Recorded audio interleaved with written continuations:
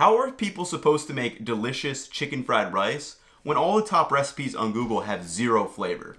It's time to solve this one, so today I'm showing you 6 ways to take your chicken fried rice game to the next level.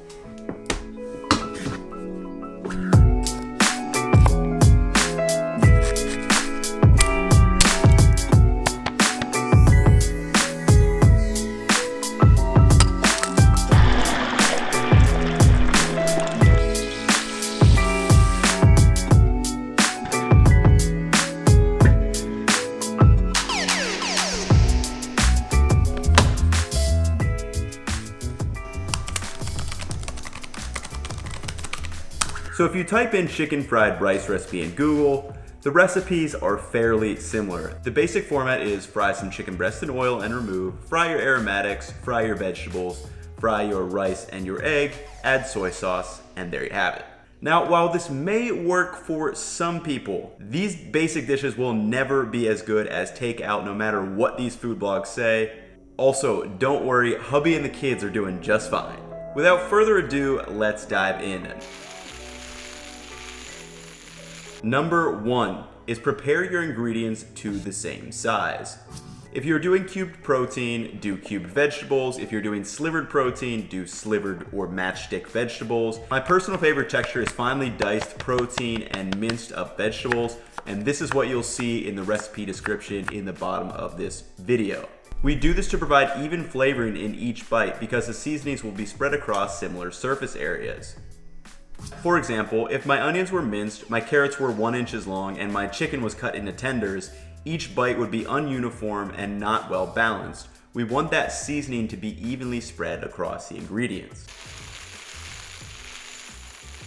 Number 2 is velveting your meat. Velveting your meat is a Chinese cooking technique that is similar to a Western style marinade, and it is used to alter both the texture and flavor of the meat. More so on the texture side. To do this, we add cornstarch and cooking wine, which will tenderize the meat.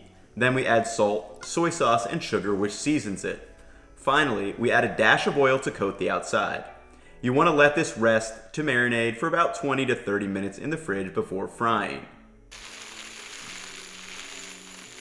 This brings us to number 3, which is going to be cooking our meat in the oil pass-through. So this is kind of like a shallow fry of our meat, and it's a common technique used in Chinese restaurants to get super juicy and tender protein.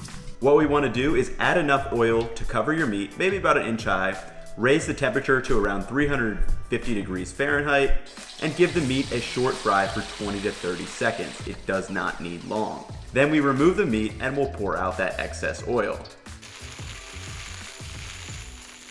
Now we're on number 4, which is fry your rice and eggs separately. You'll see a lot of recipes online either stir in their egg with the rice or with all the other vegetables mixed in, but I find this leads to a much worse texture. It can kind of get a little goopy. To avoid this and get those proper little egg pieces that I'm looking for, I like to fry my egg separately right after the meat is done. All you need to do is thoroughly whisk your egg, heat your wok back up to high heat, and scramble for 30 seconds until light and fluffy, and then remove to the side. Number 5 is cooking with acid.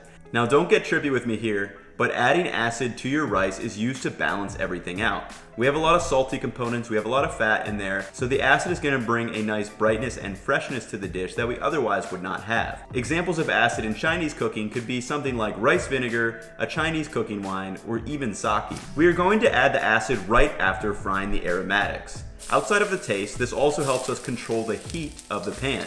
Since ginger and garlic can burn easily on high heat, I let them fry and then toss in the rice wine vinegar to cool the pan down. My last tip is actually at the end of the cooking process, and I'll meet you back here when it's done.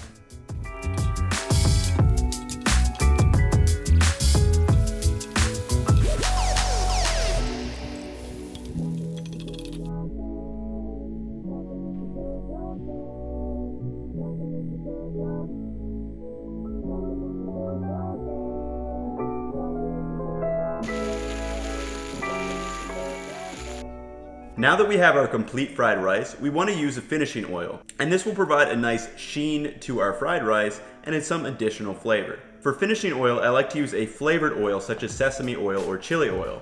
All you need to do is take a small capful of sesame oil and mix it into the rice.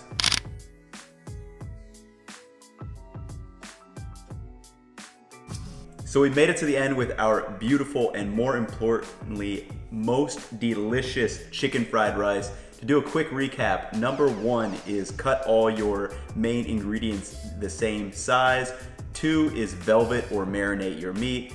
3 is use the oil pass-through to cook your meat. 4 is fry your egg and rice separately. 5 is cook with acid. And 6 is use a finishing oil. So I'm gonna enjoy this. Hopefully you guys enjoyed the content, and I'm telling you, this is gonna knock the socks off of any of those top recipes on Google. I looked at probably 4 or 5 of the top results and I was just so disappointed. I mean, there's zero flavor in any of those. I'll have my full recipe in the video description below so you guys can just follow along if you wanna do that. But hopefully you guys enjoyed the content.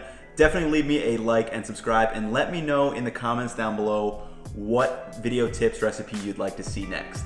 I'll catch you in the next video.